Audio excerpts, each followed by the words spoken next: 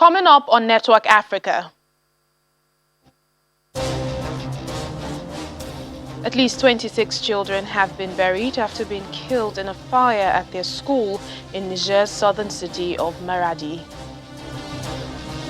The United Nations warns that Ethiopia risks descending into a widening civil war if Tigray's conflict does not stop.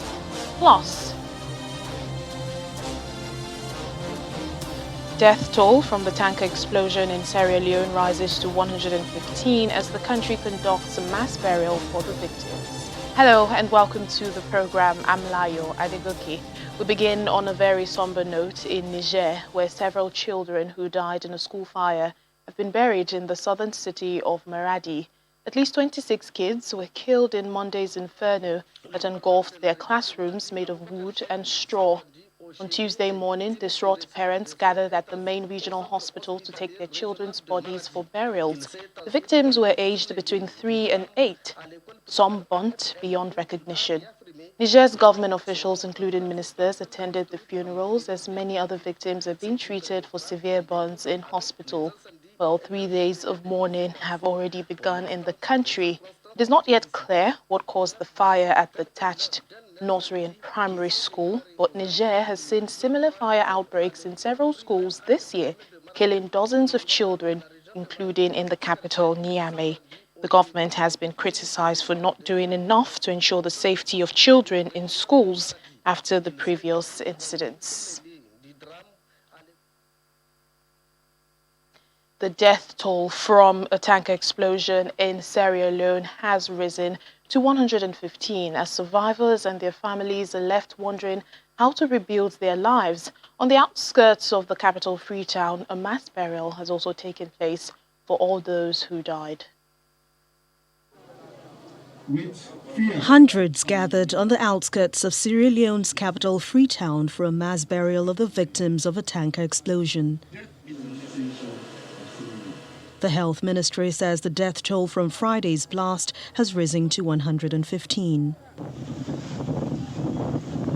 Victims include people who flocked to collect leaking fuel after a collision involving the tanker, which then exploded. The Interior Minister David Morris Panda Noah says that 76 people were being buried at the suburban cemetery near the site of the accident. It's very huge for us, a huge loss of life. As His Excellency said, it is a difficult time for everybody who have relatives. Some people do not even know that their relatives are dead, and some of them, coming, burying burnt without recognition. You can't recognize them, and so it's a really difficult time. Over 100 people have died. Here we're burying like 76 of these people. Some have been taken by the relatives who recognize them. Some have died in the hospital and have been taken by the relatives. So it's a real sad time, and hard and difficult for many people, including me. Hundreds more were wounded in the accident, stretching the capacity of Freetown's health service. Mr. Panda Noor also asked the congregation to pray for the country, for those who lost their lives, and for those who are still in hospital. Really just to pray for these people so that they can maintain life, and for our partners and all those who will come to help in cases like this where there's severe burns, to just come and pray and pray for our people, pray for our country, pray for our nation, so that we're able to have the courage to survive this and move on, and especially the family members. Between a civil war, a range of natural disasters, and the Ebola crisis of 2014, Sierra Leoneans have been through more collective grief than most. The country ranks 182 out of 189 in the United Nations Human Development Index. The United Nations is warning that Ethiopia is at a risk of descending into a widening civil war if the fighting in the northern region of Tigray does not stop. The head of the UN's Political and Peace-Building Affairs, Rosemary DiCarlo, said no aid trucks had reached Tigray's capital, Mekelle, since mid-October, despite 7 million people being in urgent need of food aid. The UN says 400,000 of those in need are living under famine-like conditions. In a country of over 110 million people, over 90 different ethnic groups and 80 languages, no one can predict what continued fighting and insecurity will bring. But let me be clear. What is certain is that the risk of Ethiopia descending into a widening civil war is only too real. That would bring about a humanitarian catastrophe and consume the future of such an important country. The political repercussions of intensifying violence in the wider region would be immense, compounding the many crises besetting the Horn of Africa. Ethiopia, a founding member of the United Nations, needs our support. We urge Ethiopians to come together to build a shared, prosperous future before it is too late. Both the US and the African Union, AU, have said they believe there is a small window of opportunity to resolve the conflict in Ethiopia. According to African Union's envoy to the Horn of Africa, Olusegun Obasanjo, time is running out and there could be dire humanitarian consequences if the conflict is not resolved soon. Addressing the UN Security Council, the former Nigerian president said he had met Prime Minister Abiy Ahmed and the leader of the Tigray region, Debretsion Gebremichael. He said both have agreed that the conflict was political, although there was no mention of direct talks between the two sides. And health supplies into Tigray. As a summary to our discussions, all these leaders here in Addis Ababa and in the north agree individually that the difference between them are political and require political solution through dialogue. This therefore constitutes a window of opportunity that we can collectively tap into to assist the people of Ethiopia to find lasting solution to the ongoing crisis. It is, however, important to mention the window of opportunity we have is very little and that the time is short for any intervention in this regard. Diversity is not Ethiopia's problem. Our challenge is not, as some reluctantly posit, a failure to manage diversity. Diversity is Ethiopia's asset. Our problem is a criminal group that refused to accept equality and let go ill-gained supremacy and privilege. EPLF is emboldened and numbed itself to an extent it stopped counting the lives of Ethiopians from Tigray, its sacrifice on its hopeless journey. It is emboldened to a level it threatens to unseat a popularly elected federal government and destabilize a nation of 112 million people. We again reiterate our plea for the support of this group that have been providing it with communication equipment, satellite information, weapons, and even fighters to desist from this. It is not only illegal, but also an immoral act. Well, the U.S. Special Envoy to Ethiopia, Jeffrey Feltman, is back in Addis Ababa to meet AU officials. He was in Ethiopia last week where he met federal and regional government officials. The U.S. State Department on Monday said Washington also believes there is a small window of an opening to work with the African Union to make progress on peacefully resolving the conflict in Ethiopia as the Special Envoy returns.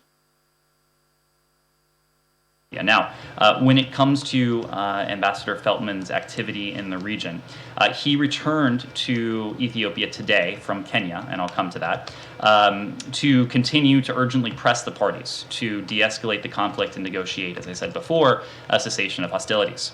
He continues to raise our concern about the risk of intercommunal violence, and that is a concern that we've raised repeatedly with Ethiopian authorities and regional authorities in recent days. But following his meetings on his current trip, we believe there is a small window of opening to work with the AU High Representative for the Horn of Africa, former President Obasanjo, whom he will see again tonight in Addis, where Ambassador Feltman has returned, to further joint efforts to peacefully resolve the conflict in Ethiopia. We are working with international partners to address the crisis in Ethiopia, including through action with the UN, the AU, and other relevant partners and bodies. Well, let's discuss this further. Joining us now is Achike Chude, African Affairs Analyst. For more on this, thank you so much for speaking to us on Network Africa. It has been 1 year of fighting in Ethiopia. Now the UN is saying it's at a risk of descending into a widening civil war if fighting does not stop. But it has been over 1 year and it hasn't stopped. Obviously, the situation in Ethiopia has exacerbated beyond the expectation, and that is why the international community are really worried.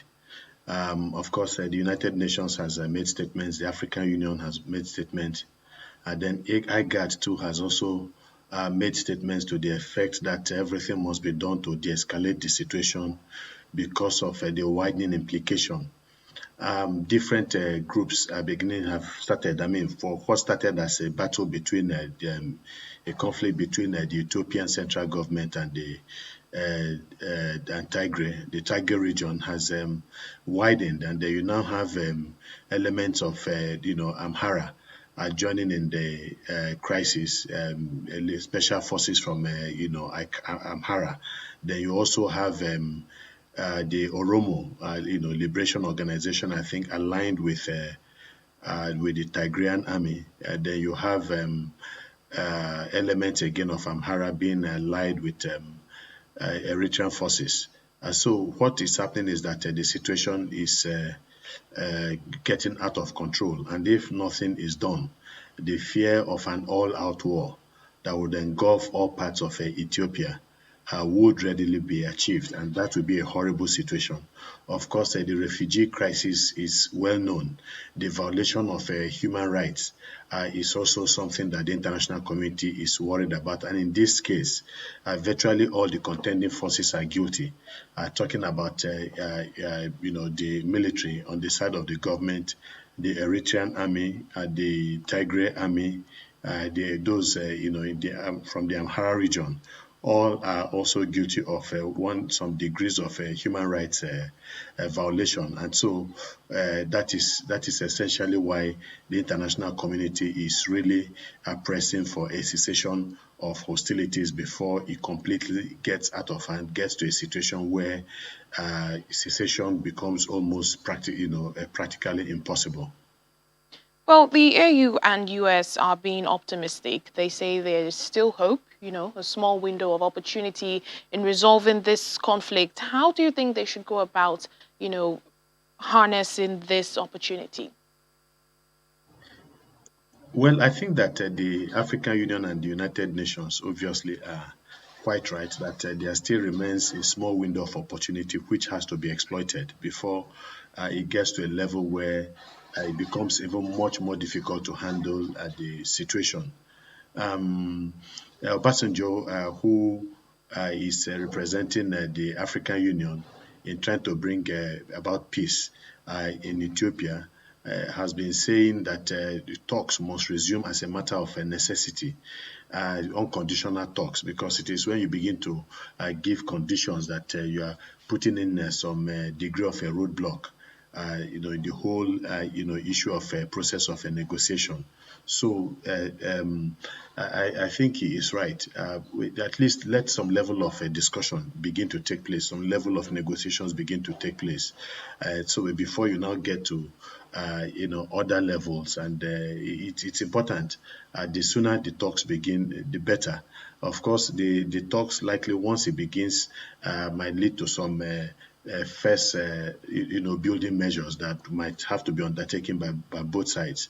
But in this case, I think that the government of Ethiopia is in a bigger position, in a better position to actually initiate steps that will begin to de-escalate the situation.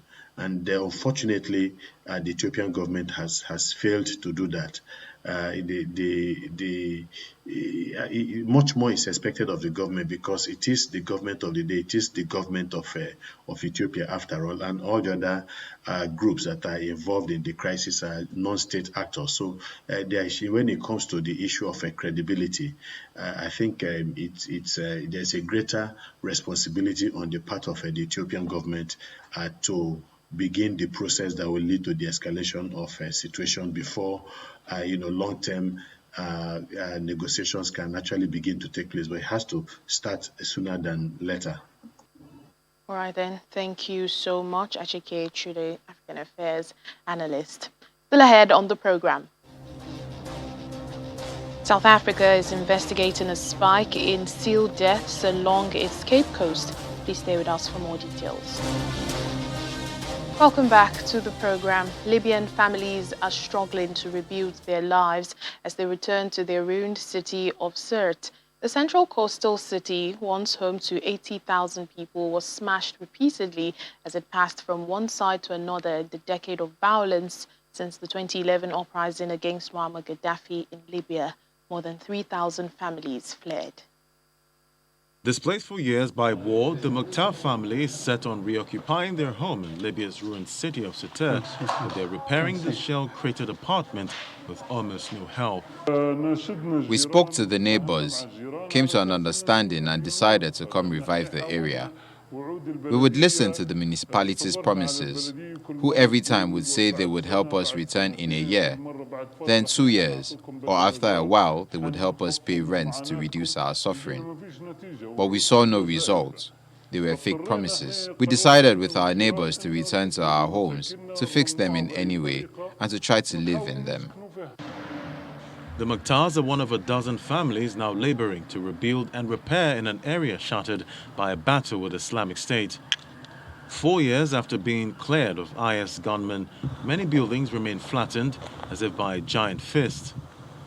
Their plight underscores the importance for civilians of efforts to resolve Libya's conflict that include an international meeting in Paris later this week and UN-backed elections called for the end of the year. I feel better. Of course, to be back in my home, it's such a relief. But what can I say? I'm still in great distress from the way my home is. It used to be a place where everything was in order and neat, and now we've come back to find it in ruins. I feel drained mentally, to be honest. Armed with brooms, new mattresses and bedsheets, they work day and night to make their home habitable. With their 12-year-old daughter and 6-year-old son, the couple returned to Sirte in 2017, renting an apartment in one of the city's less damaged districts with Abdullah's mother as well as his brothers and their families. 4 years on, and now with a newborn baby, the pair are working to return to their 2-bedroom apartment on a second floor of a now destroyed building in the Giza Beria district.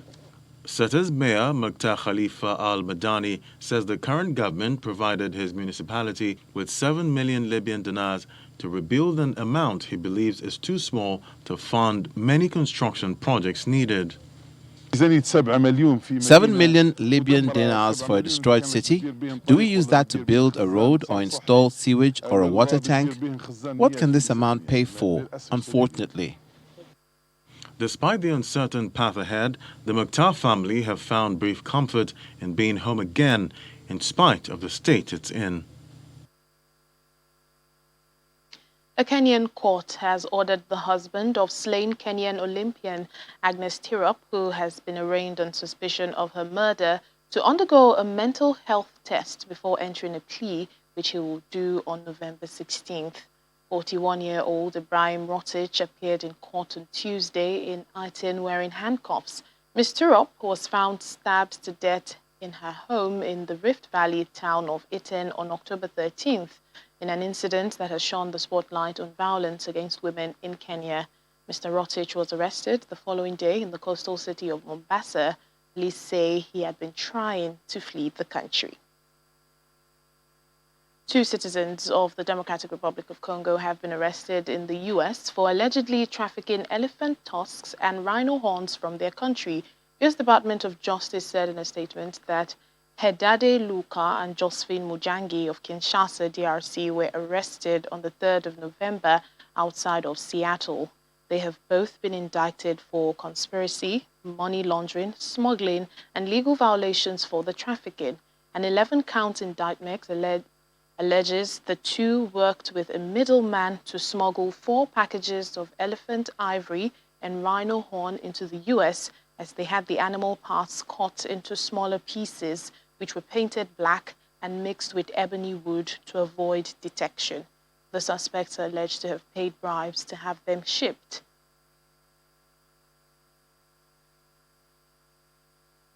South Sudan's government says more than 1 million people have been affected by flooding while receiving food aid from Egypt. Disaster Management Minister Peter Mayen Majondit announced this. The donated food items include sugar, rice, lentils, and other items that would be distributed to the affected people. Cairo airlifted 12 metric tons of assorted food items. Last week, the UN's Office for the Coordination of Humanitarian Affairs reported that some 760,000 people had been affected by flooding. The government now says the total number of those affected has risen to 1.2 million. Jonglei State in the east and the 2 oil-producing states of Unity and Upper Nile in the north are said to be the worst affected as a result of rising waters across the country since May. Back here in Nigeria, more than 100 girls have been trained by the United Nations Population Fund to become vanguards of the campaign against female genital mutilation in Oyo State, southwest Nigeria. The girls, chosen from local government areas where the practice of genital mutilation is prevalent, have been trained to interface with traditional, religious, and market leaders in their communities on the need to stop female genital mutilation. The UN is targeting a drastic reduction of prevalence in Oyo State from 61% to 0%. 108 students drawn from 9 local government areas of Oyo State, 15 teachers as mentees, and 30 volunteers at the 2021 Adolescent Boot Camp, organized by the United Nations Population Fund, in pledge of allegiance to promoting equality and giving voice to the silent traumatic challenges of the girl child. More precise efforts are being targeted at the reduction and total eradication of female genital mutilation in Nigeria, with adolescent girls changing the narrative. I am a girl. I'll join forces with other girls to be an advocate. This boot camp was created to accelerate efforts aimed at the abandonment of female genital mutilation and other harmful traditional practices across Oyo State, which has been said to have one of the highest prevalence in Nigeria. According to the UNFPA, this initiative has been tested and proven effective in the bid to reduce and eliminate FGM.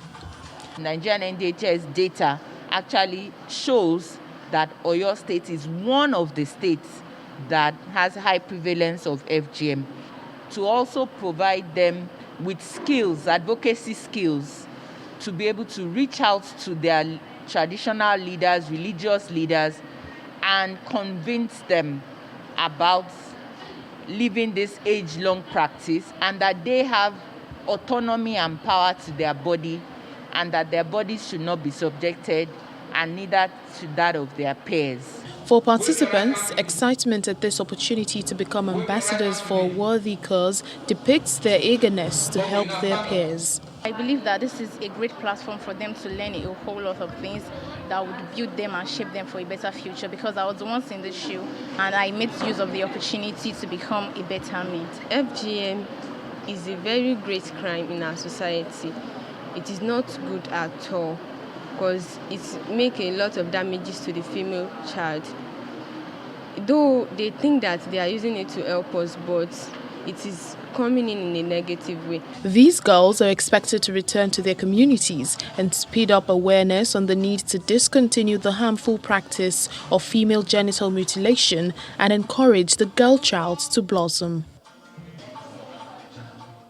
South African officials are investigating an alarming spike in seal deaths along the coastal west coast near Cape Town, with malnutrition one potential cause.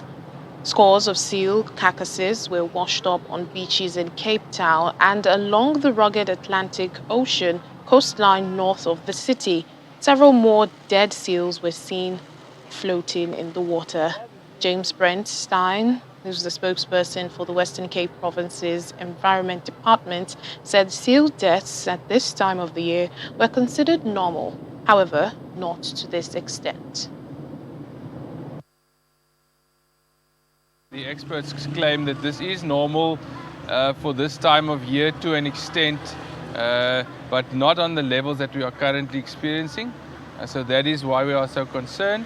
But you do see seal death this time of year, but the levels at the moment are concerned. One of the early theories is that it might be malnutrition. Lots of the seal carcasses are small and seem to be thin.